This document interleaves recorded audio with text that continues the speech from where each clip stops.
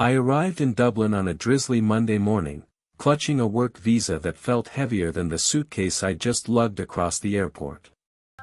The city's pastel-colored streets, the distant clang of tram bells, and that unmistakable scent of fresh rain on cobblestones instantly made me wonder, what does a real, full-time job here actually feel like?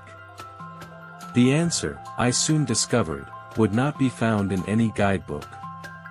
It would be written day by day, hour by hour, in the cramped office kitchen, on a bustling commuter train, in a quiet-hour coffee shop corner, and during the moments when the city's neon lights flickered against my apartment's single window.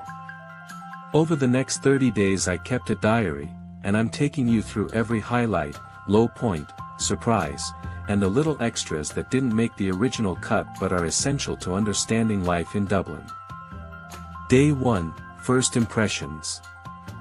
Walking into the open-plan office felt like stepping onto a movie set. Glass walls, standing desks, and a wall of green plants that seemed more decorative than functional greeted me. My manager, Aoife, greeted me with a firm handshake and a smile that said, "Welcome to the chaos." She handed me a badge, a laptop, and an immediate request, "Can you finish this report by 3 p.m.? I stared at the spreadsheet, the numbers a blur. In my head a voice whispered, "Is this what a typical Irish workday looks like?" The answer would become clear by day 5. Day 2, the first coffee break. The first real taste of Irish office culture came at 10 a.m., when a colleague, Liam, a software engineer from Galway, invited me to the staff kitchen for a coffee. He explained the unwritten rule: the first cup is always free, the second is a team-building moment. Over a flat white, he shared that most Dublin offices have a coffee-first culture. The machine is practically a social hub, and you'll hear jokes, project updates, and the occasional debate about whether the new A-Team series is better than the original. That simple ritual set the tone.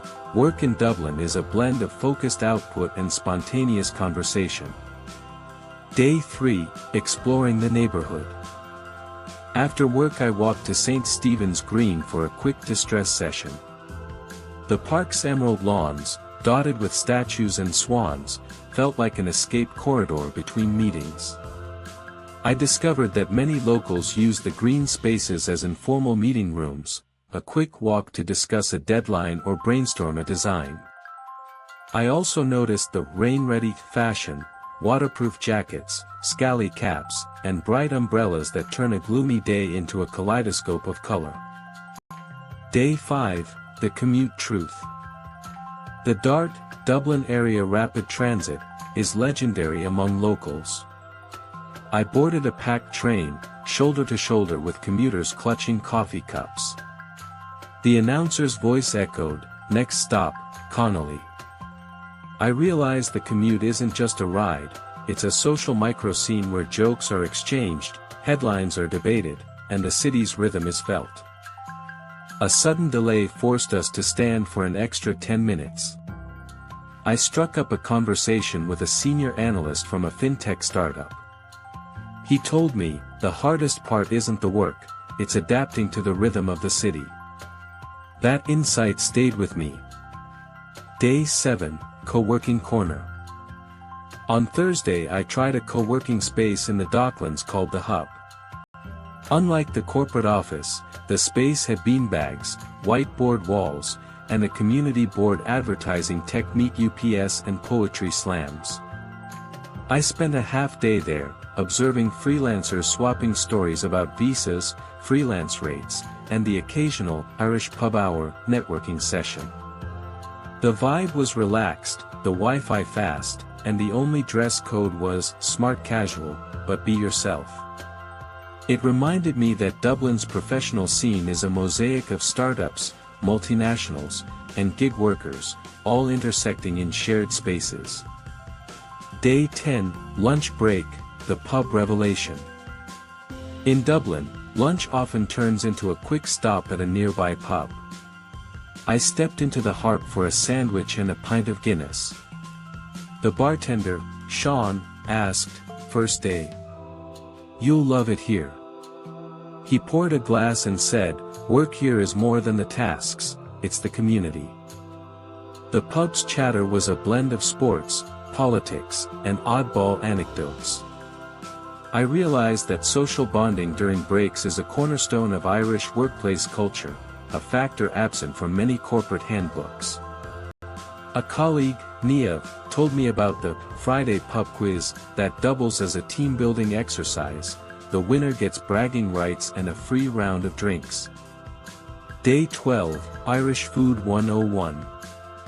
Curiosity about the local diet led me to a Café Marley near my office. I tried a full Irish breakfast, black pudding, rashers of bacon, eggs, baked beans, and soda bread. The portion sizes surprised me, big enough to fuel a 12-hour coding sprint. Later that evening, a coworker invited me to a fish and chips night at a seaside shack in Howth. The experience reminded me that food in Dublin is both hearty and communal. Meals often become informal brainstorming sessions. Day 15, Mid-Month Reality Check.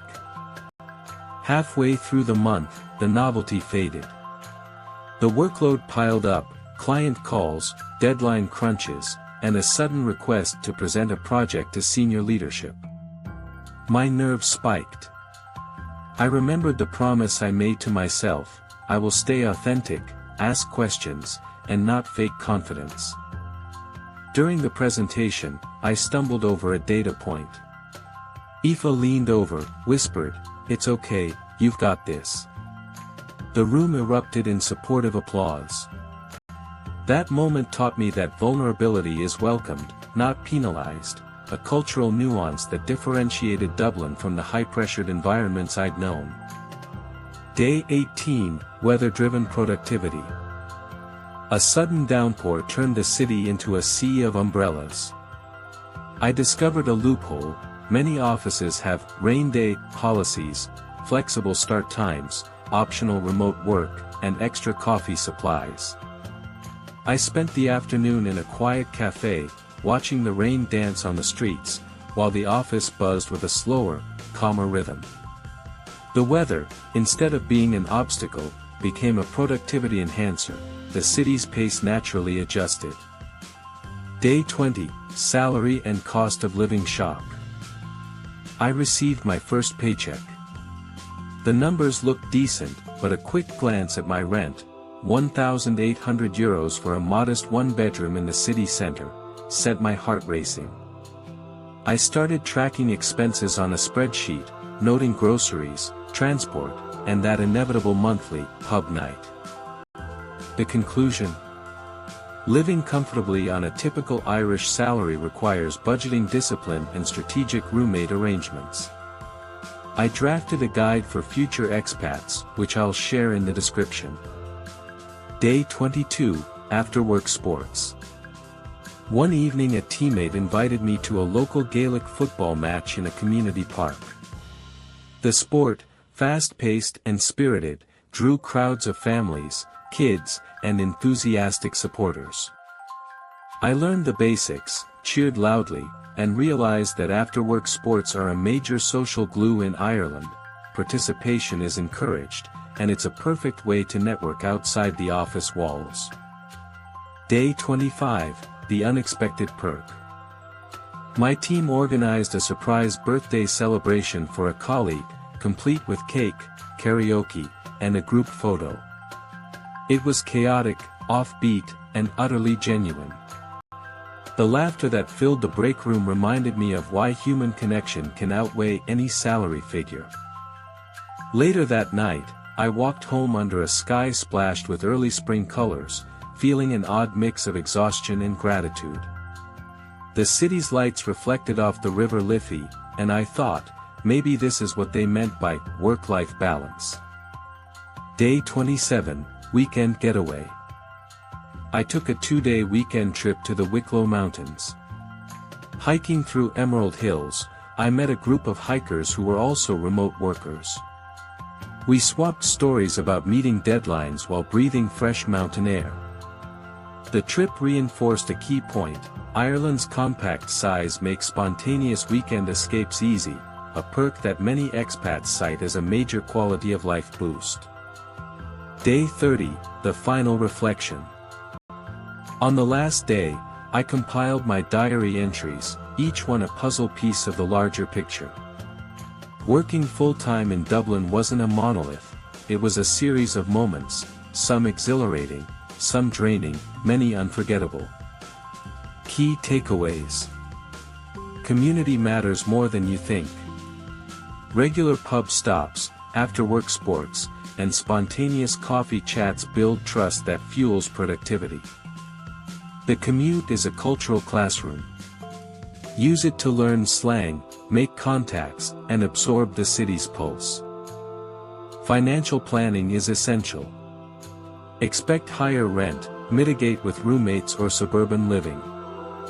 Vulnerability is a strength.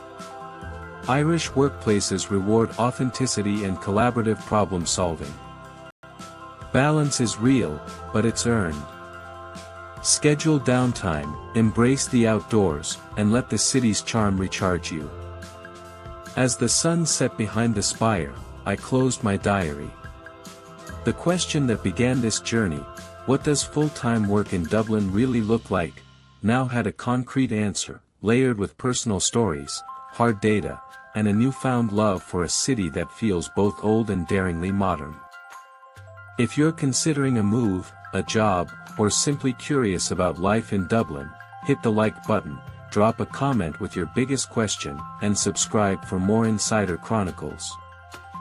Stay curious, stay brave, and I'll see you in the next adventure.